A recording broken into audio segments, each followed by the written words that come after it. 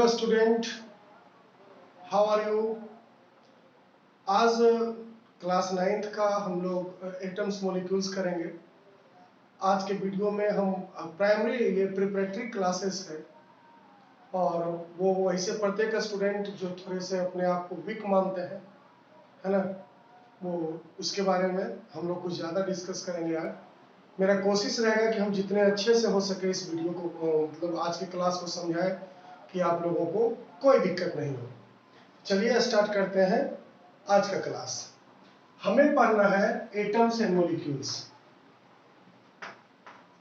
Atoms and molecules ये आज के क्लास का हेडिंग है और आज हम लोग इसका कोशिश करेंगे इसको समझने का। तो देखिए होता क्या है कि अगर हम एटम्स एंड मॉलिक्यूल्स की बात करें तो इसके बारे में दो तीन चीज है जिसको बेसिक्स हमको समझना पड़ेगा। सबसे पहले तो ये देखने का कोशिश करना होगा कि एटम्स कहते किसे हैं, है ना। तो कहा क्या गया कि अगर कोई एक ऑब्जेक्ट लीजिए आप, कोई भी, है ना, कोई भी मैटर ले सकते हैं और अगर हम मैटर की बात करते हैं तो मैटर वैसे प्रत्येक को कहा जाता है जिसमें दो कैरेक्टर हो, वो ऑक्यूपाई स्पेस करे, है ना, जो स्पेस छेके और दूसरा क्या हो उसमें कुछ मास हो, है ना। Occupy space and having mass is called matter. तो आप किसी भी मैटर को लीजिए और उसे तोड़ना स्टार्ट कीजिए। तोड़ते तोड़ते तोड़ते जब आप एकदम छोटे से छोटे सबस्टेंस के रूप में उसको मिलेगा, है ना, जब आपको वो सबसे छोटा चीज मिलेगा जिसे आप तोड़ नहीं सकते। तो सपोज कीजिए कि ये छोटा चीज है, इसको हमें तोड़ना है, इसको हम तोड़ नहीं सकते, है ना, यानी इसको कहते हैं अनकटेबल या फिर इसी को कहते हैं अनडिविजिबल, है ना। ये अनकटेबल या अनडिविजिबल ये जो सबस्टेंसेस मिलेंगे हमको वो ऐसा छोटा से छोटा चीज मिलेगा, इसी को हम लोग कहते हैं क्या, एटम्स, है ना, इसी को हम लोग कहते हैं एटम्स। अब देखिए क्या करना है, अगर हम लोग एटम को समझने का कोशिश करें, है ना, तो इधर देखिए कुछ चीज तो आपको मालूम होगा जैसे हाइड्रोजन, है ना, ऑक्सीजन। तो इसको हम लोग कह सकते हैं कि ये एक एटम है और अगर हाइड्रोजन लिख दिए तो ये हाइड्रोजन का एटम हो गया, है ना। यहाँ पे अगर ऑक्सीजन दे दिए तो ये ऑक्सीजन का एटम हो गया। ये हो गया किसी भी एटम का रिप्रेजेंटेशन, है ना। मतलब पता चला कि अगर हाइड्रोजन के सबस्टेंस को हम ले लें और उसका जो सबसे छोटा पार्ट हमें मिलेगा जिसे हम काट नहीं सकते या फिर जो जिसको हम लोग दोबारा डिवाइड नहीं कर सकते हैं उसको हम लोग यहाँ पे हाइड्रोजन का एटम कहेंगे। उसी तरीके से अगर हम ऑक्सीजन की बात कर लें तो ऑक्सीजन का भी वो सबसे छोटा सबस्टेंस जिसे नहीं काटा जा सकता उसे हम लोग ऑक्सीजन का एटम्स कहेंगे, है ना। अब आता है कि अगर ये एटम आपस में मिलते हैं, है ना, तो इसके लिए क्या करना है कि जब भी ये एटम आपस में मिलते हो तो उसे हम लोग केमिकल रिएक्शन कहते हैं, है ना। केमिकल रिएक्शन के द्वारा ही ये आपस में मिल सकता है।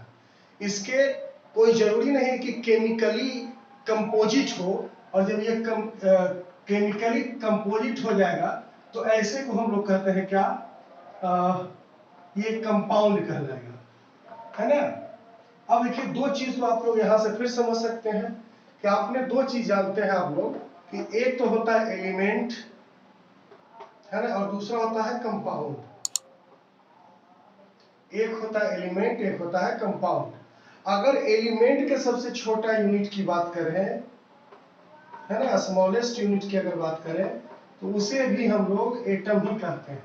जैसे एग्जांपल दिए थे, ये हाइड्रोजन हो गया एलिमेंट का नाम, ये ऑक्सीजन एलिमेंट का नाम है और ये हाइड्रोजन इसका एटम है, ये ऑक्सीजन इसका एटम है।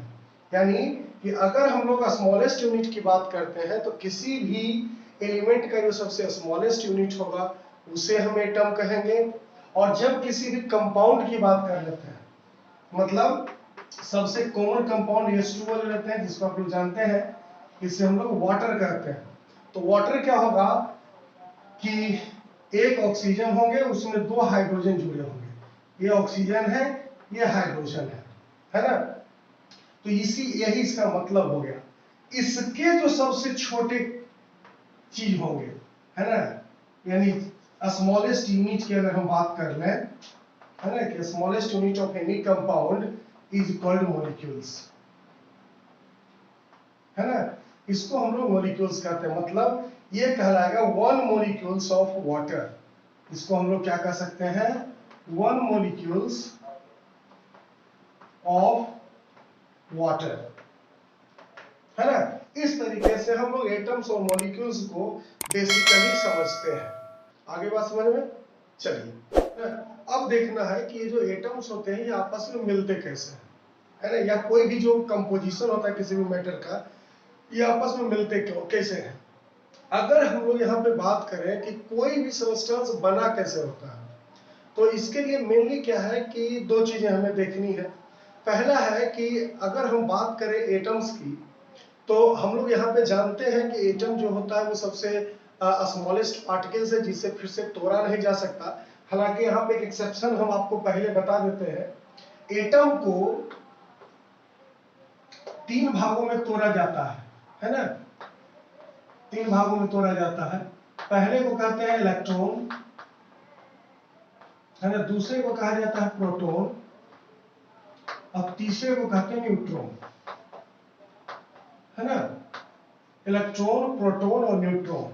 अब देखिए यहाँ पे है कि इलेक्ट्रॉन है, प्रोटॉन है, न्यूट्रॉन है, तो हम बता रहे हैं कि एटम को फिर से इलेक्ट्रॉन, प्रोटॉन और न्यूट्रॉन में तोड़ा जा सकता है, तो फिर एटम सबसे छोटा स्मॉलेस्ट यूनिट कैसे हो सकता है ना। इस कंट्रोवर्सी पर थोड़ा सा हम लोग देखते हैं। मान लेते हैं कि हाइड्रोजन की बात करते हैं हम लोग, है ना, हाइड्रोजन की बात करते हैं, तो हमने क्या देखा है कि अगर हाइड्रोजन के एटम को दिखाना हो तो हम लोग इस तरीके से दिखाते हैं, है ना, अगर ऑक्सीजन के एटम को दिखाना हो तो इस तरीके से दिखाते हैं, या H2O की बात किए थे कि H2O का मॉलिक्यूल्स कैसा होगा, तो O होगा और 2 H होगा इसमें लगा हुआ, है ना, ये हाइड्रोजन एटम्स हो गए और ये ऑक्सीजन एटम्स हो गए, इस तरीके से कंबाइंड हो गए। लेकिन बात आती है कि अगर हम एटम को फिर इलेक्ट्रॉन, प्रोटॉन और न्यूट्रॉन में तोड़ सकते हैं, तो फिर हम कैसे कह सकते हैं कि एटम जो है वो सबसे स्मॉलेस्ट यूनिट होता है। देखिए अगर हाइड्रोजन के भी तीनों पार्टिकल्स की बात कर लें, है ना, इलेक्ट्रॉन की बात कर लेते हैं, दूसरा इसके प्रोटॉन की बात कर सकते हैं, है ना, और तीसरा इसके न्यूट्रॉन की बात करते हैं, है ना। इलेक्ट्रॉन, प्रोटॉन और न्यूट्रॉन ये तीनों हाइड्रोजन से हमें मिला है ना। ये इलेक्ट्रॉन कहां से लाया है, हाइड्रोजन से, ये प्रोटॉन हाइड्रोजन से, और ये न्यूट्रॉन जो है वो हाइड्रोजन से लाया है। लेकिन अगर फिर हम लोग ऑक्सीजन का देखें, है ना, पहले का देखते हैं कि ये इलेक्ट्रॉन है सर, दूसरा ये प्रोटॉन है सर, और तीसरा ये न्यूट्रॉन है सर, है ना। अब देखिए यहाँ पे कुछ आप यहाँ पे होता क्या है कि इलेक्ट्रॉन, प्रोटॉन और न्यूट्रॉन जो हाइड्रोजन से आपको मिले हैं या जो ऑक्सीजन से मिले हैं, इसमें कोई डिफरेंस नहीं होगा। इलेक्ट्रॉन इलेक्ट्रॉन होते हैं, प्रोटॉन प्रोटॉन होते हैं और न्यूट्रॉन न्यूट्रॉन होते हैं।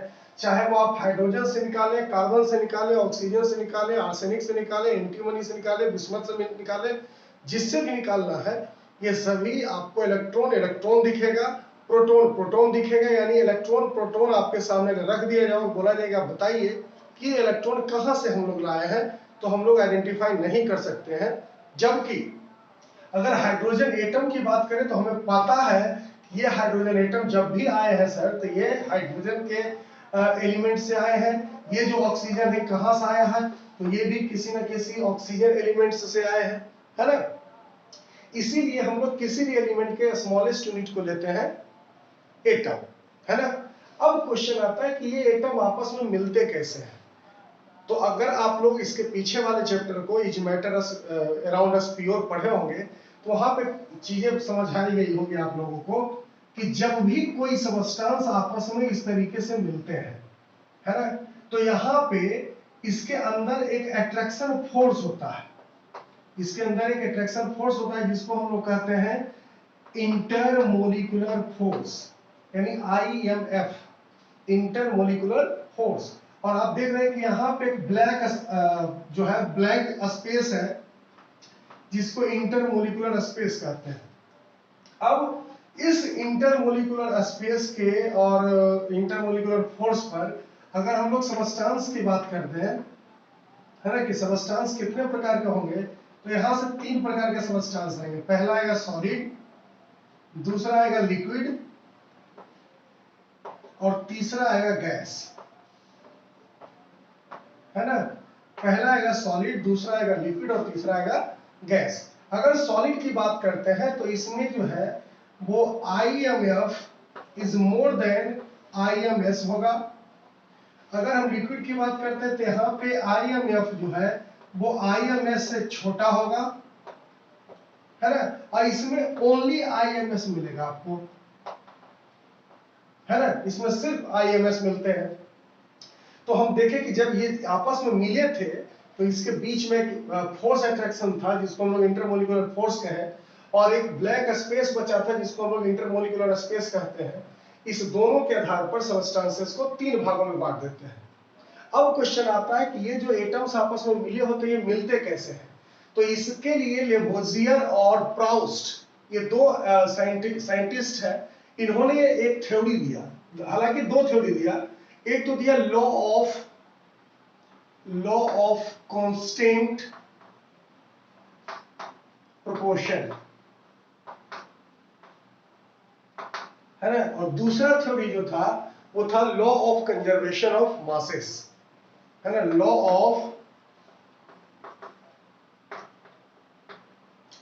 ऑफ कंजर्वेशन ऑफ मासेस, है ना। तो अब देखिए कि law of conservation of masses क्या है।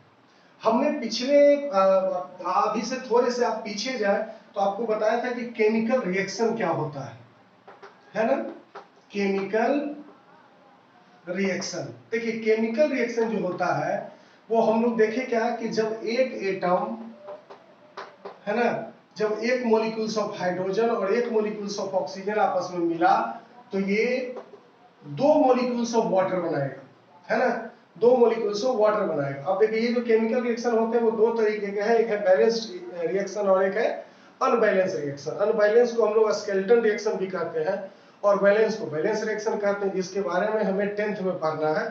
तो हम लोग वहां पे जाकर के इसके बारे में डिस्कस करेंगे ज्यादा, है ना। तो law of conservation of masses कहता है कि अगर हम लोग किसी भी केमिकल रिएक्शन में मास को हम लोग अगर कांस्टेंट लेके चलते हैं, यानी मास पर हम लोग बातें करते हैं, तो पता चलता है कि रिएक्टेंट का मास और प्रोडक्ट का मास हमेशा इक्वल आएगा, है ना। हमेशा रिएक्टेंट का मास और प्रोडक्ट का मास क्या होगा, इक्वल होगा। यानी कि केमिकल रिएक्शन के 2 पार्ट होंगे। ये जो केमिकल रिएक्शन है इसके 2 पार्ट होंगे। एक तो वैसा होगा जो केमिकल रिएक्शन में पार्टिसिपेट कर रहा है, इसको हम लोग कहते हैं रिएक्टेंट, और इस केमिकली कंबाइंड कॉम्बिनेशन के बाद ये जब आपस में रिएक्शन कर लेंगे तो उसके बाद जो नई चीज हमें मिलती है, ये जो नया चीज मिला इसको हम लोग कहते हैं प्रोडक्ट, है ना। इसको कहते हैं रिएक्टेंट और इसको कहते हैं प्रोडक्ट। अब देखिए इसके मुताबिक क्या है कि रिएक्टेंट का mass of reactant is equal to mass of product in all cases। मतलब law of conservation of mass हमें क्या बताता है कि रिएक्टेंट का जो मास होगा और प्रोडक्ट का जो मास होगा वो हमेशा हर एक स्थिति में एक जैसा होगा। लॉ ऑफ कंजर्वेशन पर एक हम लोग न्यूमेरिकल करके देखते हैं, है ना। देखिए सबसे पहले न्यूमेरिकल में क्या कहता है कि in a chemical reaction 5.3 gram of sodium carbonate. देखिए बनाने का सबसे अच्छा आसान तरीका है ना, कि आप इसको क्या कीजिए, जैसे जैसे बोला वैसे वैसे हम लोग आगे चलेंगे। एक केमिकल रिएक्शन है जिसमें सोडियम कार्बोनेट रिएक्ट करता है इथेनोइक एसिड से, तो लिख दीजिए sodium carbonate plus ethanoic acid, है ना, इथेनोइक एसिड, है ना, और तीर का निशान ethanol. The product were carbon dioxide, water and sodium ethanoate. तो ये क्या हो गया, सोडियम इथोनेट, है ना, कार्बन डाइऑक्साइड और वाटर का फॉर्मेशन होता है। अब देखिए सब का हमें क्वांटिटी दे दिया गया है। The reaction in a chemical reaction, sodium carbonate जो है वो 5.3 gram, sodium carbonate react with 6.0 gram of ethanoic acid, है ना। तो क्या क्या बनता है, the product were 2.2 gram, 2.2 gram हो गया आपका CO2, 0.9 ग्राम जो है 0.9 ग्राम जो है आपका है H2O, और 8.2 ग्राम आपका है सोडियम इथोनेट, है ना। अब law of conservation of masses हमें कहता है कि जो टोटल मास होगा प्रोडक्ट का और जो टोटल मास होगा रिएक्टेंट का वो इक्वल होगा, है ना। तो देखिए करके देखते हैं। तो क्या लिखेंगे, मास ऑफ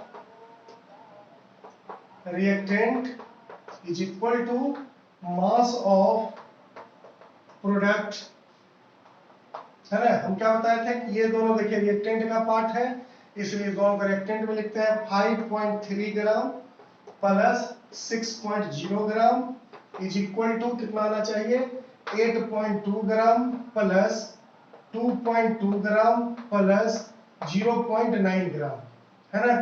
इस दोनों को अगर हम ऐड करते हैं तो 11.3 ग्राम इसका प्रोडक्ट है, और जो इक्वल है 11.3 ग्राम का। तो हम कह सकते हैं कि yes this reaction show the chemical combination, यानी लॉ ऑफ केमिकल कॉम्बिनेशन, है ना। तो इसी तरीके से हम लोग कुछ न्यूमेरिकल्स और कर लेंगे। आप लोग की बुक में, एनसीईआरटी में किताब बुक जो है उसमें इस तरीके के न्यूमेरिकल्स दिए गए हैं। जितना ज्यादा आप न्यूमेरिकल्स करो, जितना ज्यादा आप उसको रिवाइज कीजिए, उतना ज्यादा उतना अच्छे से आपको चीजें समझ में आएगी।